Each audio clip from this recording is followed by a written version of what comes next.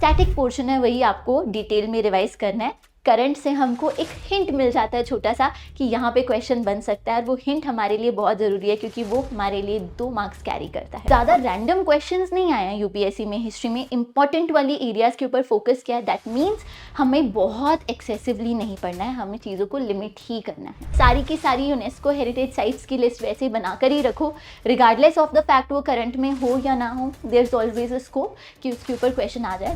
1 pager notes prepare करो for all these things like UNESCO world heritage sites and all of that, और art and culture पे खास ध्यान दो and you are gonna be okay in current affairs. One good thing about history is that it's a static subject. और students को क्या चाहिए, जब एक ऐसा सब्जेक्ट मिल जाए जिसको एक बार कर लिया तो फिर कोई स्ट्रेस नहीं है कि इसको करंट अफेयर्स के साथ अपडेट करना है।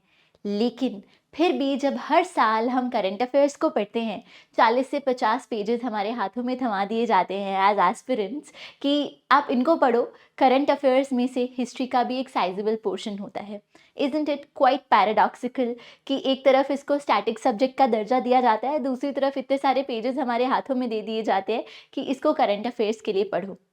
Hi, my name is Jasleen Kaur and I will be teaching you history in the Foundation Batch 2027, as well as I will be an educator for you in the Prelims Navigator program for AMAC as well as Modern History. Okay? तो आज इस paradox को मैं आपके लिए solve करने वाली हूँ।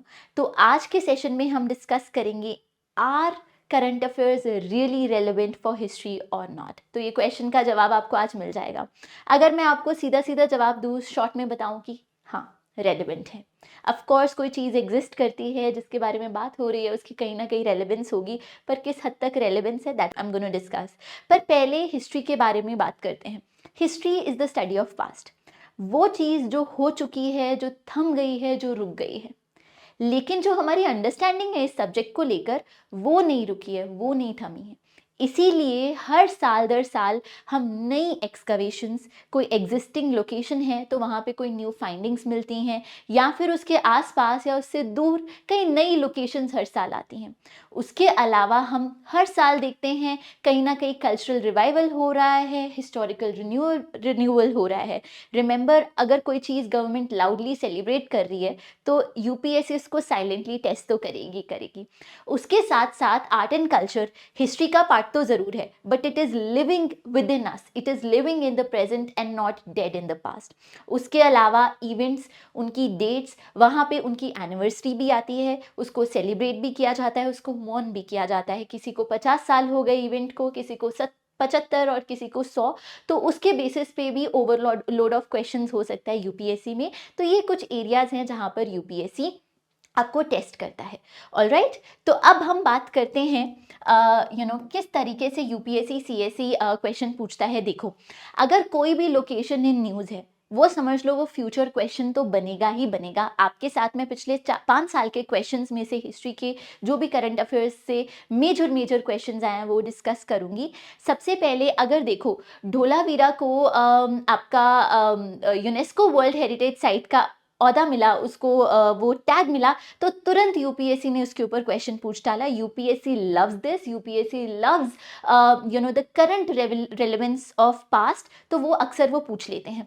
तो यहाँ पर देखिए, यूनेस्को वर्ल्ड हेरिटेज साइट का ओहदा मिला और उसके ऊपर क्वेश्चन भी आ गया 2021 में। Which one of the following ancient towns is well known for elaborative waste water harvesting. तो ये बात समझ लें, चाहे क्वेश्चन आपका करंट अफेयर से है, बट जो उसका स्टैटिक पोर्शन है वही आपको डिटेल में रिवाइज करना है। करंट से हमको एक हिंट मिल जाता है छोटा सा कि यहाँ पे क्वेश्चन बन सकता है, और वो हिंट हमारे लिए बहुत ज़रूरी है क्योंकि वो हमारे लिए 2 मार्क्स कैरी करता है। ठीक है, उसके साथ साथ आप ये देखें कि इसके ऊपर क्वेश्चन आया 64 योगिनी टेम्पल। आप सबको पता है जो हमारी पार्लियामेंट है, it is deeply inspired by this temple. तो वो उस वक्त काफ़ी ज़्यादा न्यूज़ में था, तो उसकी डिटेल्स काफ़ी ज़्यादा पूछ ली। That it's a circular temple, किसने बनाया, is it the only circular temple, या फिर किस कल्ट के ऊपर बेस्ड था। तो इस तरीके से उन्होंने स्टेटमेंट बेस्ड क्वेश्चन पूछ लिया, but very much related to current affair, something that has been happening. कोई इंस्पिरेशन हुई तो यूपीएससी ने उस पर भी क्वेश्चन पूछ लिया। और तो और अगर हम सोमनाथ टेम्पल की बात करें तो इस पे भी क्वेश्चन आया। सोमनाथ टेम्पल के रिवाइवल के ऊपर, उसके रिन्यूअल के ऊपर, उसको इनॉग्रेट किया गया हमारे प्राइम मिनिस्टर ने, तो उसके ऊपर भी उन्होंने स्टेटमेंट बेस्ड क्वेश्चंस पूछ लिए। तो अगेन आप समझ पा रहे हैं, कोई भी लोकेशन, स्पेशली कोई आपकी रिलीजियस लोकेशन, टेम्पल लोकेशन, कोई आर्कियोलॉजिकल लोकेशन है तो वो न्यूज़ में आ रही है तो वो आपके लिए रेलिवेंट है। तो अब करना क्या है, आप एक लिस्ट तैयार करो, 20 से 30 लोकेशन ही, उससे ज़्यादा नहीं, उसकी एक लिस्ट रेडी रखो। कोई भी आपको कभी भी नई लोकेशन या एग्जिस्टिंग लोकेशन में कोई नई फाइंडिंग्स मिल जाती हैं, उसको मार्क कर लो और उसके ऊपर थोड़ा सा हिस्टोरिकल कॉन्टेक्स्ट, थोड़ा नहीं थोड़ा ज़्यादा हिस्टोरिकल कॉन्टेक्स्ट उसके ऊपर पढ़ लो and you are sorted. Okay, so ये तो पहली बात हो गई।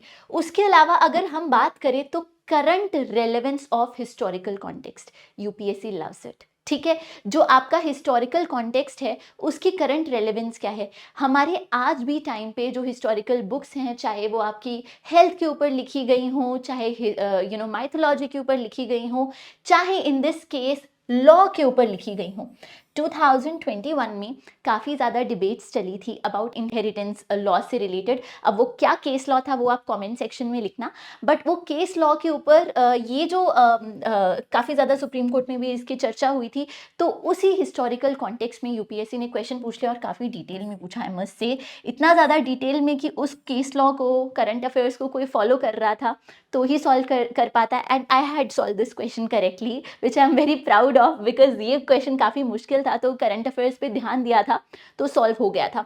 उसके अलावा like I said, anniversaries and milestones they matter, 500, 100, 50, 100 साल, 500 साल भी किसी इवेंट को, तो वो इंपॉर्टेंट हो जाते हैं। जैसे आपकी 75 ईयर्स ऑफ इंडिपेंडेंस हुए थे, 100 ईयर्स ऑफ वाइकॉम सत्याग्रह हुआ था, तो उसके ऊपर भी क्वेश्चन बन सकते हैं। उसके अलावा कोई भी ऐसी religious legacy which is in the spotlight. जब 2000 आई थिंक 20 या 21 या 22 में रामानुजाचार्य की जो स्टैचू ऑफ इक्वालिटी है उसका उद्घाटन हुआ था, और तो और उनके ऊपर 1000 ईयर्स उनको हो गए थे, उनकी एनिवर्सरी थी, तो उसके ऊपर बिल्कुल उसको हिस्टोरिकल लेवल पर काफ़ी डिटेल में क्वेश्चन पूछ लिया कि उनकी फिलॉसफी क्या थी, was it inspired by basically bhakti saint थे, तो उनके ऊपर उन्होंने स्टेटमेंट बना दी, the best means of salvation was devotion, या फिर वेदास इटर्नल है, किस चीज़ को वो सपोर्ट करते थे, आंसर इज ए। तो ये अगर किसी ने ध्यान दिया होगा तो ही सॉल्व कर पाएंगे। I do remember this current affair because ये भी प्रीलिम्स मैंने अटेम्प्ट किया था। उसके अलावा अभी कोई भी रथ यात्रा या कुछ भी चल रहा है, कोई भी टेम्पल न्यूज़ में है, कोई भी रिलीजियस लेगेसी स्पॉटलाइट में है, सूफी मूवमेंट स्पॉटलाइट में है, तो प्लीज़ उसको ध्यान से करो, that is very very important. उसका स्टैटिक बहुत डेप्थ में पूछा जा सकता है। ओके उसके अलावा उसी साल आपका क्वेश्चन आया, यूनेस्को वर्ल्ड हेरिटेज लिस्ट में क्या क्या इंक्लूड हुआ। यहाँ पे एक छोटा सा ट्रैप भी है, how many of the above properties were included in 2023। बच्चे सोचते हैं ये भी यूनेस्को है, ये भी है, ये भी है, ये भी है, बट क्या वो 2023 में सारी की सारी इंक्लूड हुई? नहीं। तो ये छोटे छोटे ट्रैप्स होते हैं जो यूपीएससी आपके लिए रखता है। खैर इसका आंसर शांति निकेतन और होयसलाज आर्किटेक्चर था, ये इंक्लूड हुआ तो इसके ऊपर क्वेश्चन आ गया। तो ये समझे, कोई भी नेशनल इंटरनेशनल लेवल पर कोई भी लिस्ट में नाम होता है, नेशनल लेवल पर उस चीज़ को अगर प्रमोट किया जाता है या इंटरनेशनल लेवल पर प्रमोट किया जाता है, गवर्नमेंट किसी चीज़ को बहुत ज़्यादा सेलिब्रेट करती है, वो आपके लिए इंपॉर्टेंट हो जाता है। उसके अलावा tribal languages, tribes, tribal lists, PVTGs, इनके ऊपर भी क्वेश्चन आया हुआ है। ये लैंग्वेजेस थी हल्बी, हो एंड कुई, इसके ऊपर इन्होंने पूछ लिया व्हाट आर दीज, हल्बी, हो, कुई इज रिलेटेड टू। ये भी इनका अक्सर तरीका है पूछने का, इट रिलेट्स टू। तो आपको हमेशा कॉन्टेक्स्ट पता होना चाहिए डिटेल्स के साथ साथ। सबसे पहले तो ये समझिए किस चीज़ से जुड़ी हुई हैं जब भी ऐसे कुछ डिफरेंट नेम्स आप पढ़ते हैं। ठीक है, तो ये हो गया हमारा कल्चर में। Culture is not limited to languages और यूनेस्को वर्ल्ड हेरिटेज साइट्स, आपके डांस फॉर्म्स, आपका परफॉर्मिंग आर्ट्स, आपकी विजुअल आर्ट्स। यहाँ पर आप कुछ भी न्यूज़ देखते हैं प्लीज़ उसको फॉलो करो, क्योंकि यहाँ पे करंट अफेयर्स की रेलेवेंस हमेशा रहेगी। और तो और क्लासिकल लैंग्वेजेस में कोई नई लैंग्वेज अगर इंक्लूड हो रही है उसके ऊपर भी क्वेश्चन आया हुआ है, तो इन चीज़ों पे हमने खास ध्यान रखना है। और अभी तक जो भी हमने क्वेश्चन देखे, दो चीज़ें आपने ध्यान से समझी होंगी, तो आपने नोटिस किया होगा कि एक तो वो चीज़ है जिसको गवर्नमेंट बहुत ज़्यादा प्रमोट कर रही है, उसके ऊपर क्वेश्चन आएगा ही आएगा। उसके अलावा कोई इम्पॉर्टेंट लिस्ट या इम्पॉर्टेंट ऑर्गेनाइजेशन में अगर इंक्लूड हो रही है, उसके ऊपर क्वेश्चन आएगा। ज़्यादा रैंडम क्वेश्चंस नहीं आए हैं यूपीएससी में, हिस्ट्री में इंपॉर्टेंट वाली एरियाज़ के ऊपर फोकस किया है। दैट मीन्स हमें बहुत एक्सेसिवली नहीं पढ़ना है, हमें चीज़ों को लिमिट ही करना है। ऑलराइट, तो how much is current affairs relevant in history? As I had told you, 2 से 3 क्वेश्चन ही आएंगे, उससे ज़्यादा नहीं आते, क्योंकि हिस्ट्री में ओवरऑल 15 से 16 क्वेश्चन आते हैं, उसमें से 2-3 क्वेश्चन आपके करंट रेलेवेंस के होते हैं। और 10-15% आप समझ लो कि अगर करंट अफेयर्स को फॉलो कर रहे हो तो आप कभी कभी क्वेश्चंस को सॉल्व कर सकते हो, ऑप्शंस को एलिमिनेट कर सकते हो। तो ये रेलेवेंस है। तो कितना करंट अफेयर्स करना है? क्या ट्रकलोड्स ऑफ कंटेंट को इकट्ठा कर लें? Is it about content accumulation और connection? It's the latter, it's about connection not accumulation. तो अब हम क्या करें? You have to set limits for your self. ठीक है जी, क्या करना है? सबसे पहले तो follow fewer but follow smartly. Simple सी बात है, एक करंट अफेयर्स का सोर्स रखो। अगर आप न्यूज़पेपर पढ़ रहे हो, इट्स ब्रिलियंट। उसके साथ साथ एक set of notes, if you are in the PNP programme, Mudit sir's notes and even I will be telling you, तो वो काफ़ी होगा। उसी को लिमिट करें, पर उसको अच्छे से करें, उसका हिस्टोरिकल कॉन्टेक्स्ट डिटेल में पढ़ें। That's very very important. Use newspaper for heritage and government releases. और साथ साथ एक चीज़ आप और भी कर सकते हो, जैसे आपकी गवर्नमेंट वेबसाइट्स होती हैं, उनको थोड़ा बहुत फॉलो कर सकते हो। Again, what is it celebrating, है ना? तो वो चीज़ का ध्यान दे सकते हो। हमारे प्राइम मिनिस्टर अगर किसी फॉरेन डिग्नेटरी को मिलते हैं तो उसको कई बार कई आर्ट फॉर्म्स उनके साथ उनको गिफ्ट करते हैं, उन चीज़ों के ऊपर ध्यान दो। तो जो चीज़ें हमारी सेंट्रल गवर्नमेंट सेलिब्रेट कर रही है, मैं बार बार कह रही हूँ, या जहाँ से वो इंस्पायर हो रही हैं किसी चीज़ को लेकर, वो चीज़ें बहुत इंपॉर्टेंट हो जाती है, तो उसका ध्यान आप ज़रूर दें। Fine. So focus areas to prioritise, जैसे कि मैंने बताया 3-4 चीज़ें हैं, खास करके ध्यान देना है। गवर्नमेंट प्रमोटेड हेरिटेज मिशंस हो जाए, पास्ट का कुछ भी हो जाए जो गवर्नमेंट प्रमोट कर रही है, उसके ऊपर तो खास ध्यान देना है। आपकी कुछ स्कीम्स हैं, प्रसाद स्वदेश दर्शन स्कीम्स, वो तो करेंगे ही करेंगे। उसके अलावा कोई आर्ट फॉर्म है, कुछ भी गवर्नमेंट प्रमोट कर रही है, या कोई डिबेट का कारण बन गया है। मान लो कल को कौटिल्य की अर्थशास्त्र को बहुत ज़्यादा डिस्कस किया जा रहा है, तो आप समझो उसके ऊपर क्वेश्चन तो आएगा ही इन वन वे और अनदर। आप उसके फैक्ट्स और एनालिसिस दोनों ही करके जाएंगे। उसके अलावा कुछ भी यूनेस्को या क्लासिकल लैंग्वेज में, या कोई भी इंपॉर्टेंट नेशनल इंटरनेशनल लेवल पर, कल्चरल लेवल पर कुछ भी इंक्लूड होता है, आपको उसका 1 पेजर नोट बना ही लेना है। ठीक है, सारी की सारी यूनेस्को हेरिटेज साइट्स की लिस्ट वैसे बनाकर ही रखो, रिगार्डलेस ऑफ द फैक्ट वो करंट में हो या ना हो। There is always a scope कि उसके ऊपर क्वेश्चन आ जाए। जैसे 1-2 साल पहले या 2-3 साल पहले फ्रांसिस जेवियर के ऊपर क्वेश्चन आया था। उनका जो चर्च है, that is also listed in UNESCO world heritage site. If I remember, it was about 1983 में उसको इंक्लूड किया गया था, फिर क्वेश्चन काफ़ी 2022 या 23 में आया। उसके अलावा कोई भी आर्कियोलॉजिकल सर्वे ऑफ इंडिया की डिस्कवरीज हैं, उसके ऊपर क्वेश्चन है।